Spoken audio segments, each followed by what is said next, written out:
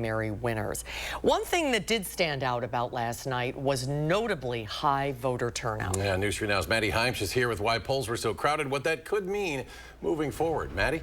Yeah, Susan, Eric, statewide, more than 26% of registered voters took to the polls yesterday. But specifically here in southern Wisconsin, as you can see behind me, percentages were even higher. Here in Dane County, we saw a historic 45% turnout. But even in less populous areas like up here in Columbia County, that 29% is unusually high. So why did so many people cast their ballot?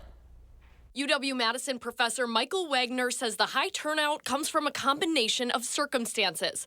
Of course, it's a presidential election year, but on top of that, here in Wisconsin, we have competitive congressional district races on the ballot, as well as those two constitutional amendment questions. Wagner tells me Wisconsin voters are locked in. They are enthusiastic about this election, and they see a great deal at stake. He says Wisconsin typically has higher turnout than other states thanks to same-day registration. Wisconsin almost always has high voter turnout, but not this high. I think that the constitutional amendments, the concern that many Wisconsinites have about legal abortion, and their enthusiasm about the presidential election are all factors that are driving them to the polls. Wagner says grassroots efforts are paying off here in Madison, several groups having invested into advertising related to those amendment questions.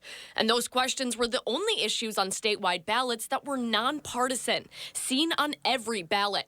In total, 1.2 million voters made their voices heard on those questions. Voter participation is changing in how it looks. Madison City Clerk Mary Beth Witzel-Bale reports that around 30% of ballots cast in the capital city were absentee. So we can't really compare to 2020 because that was an outlier, and I think we're still waiting for a new normal to become evident. Regardless of 2020 numbers, turnout here in Madison was higher than it's been in at least 40 years.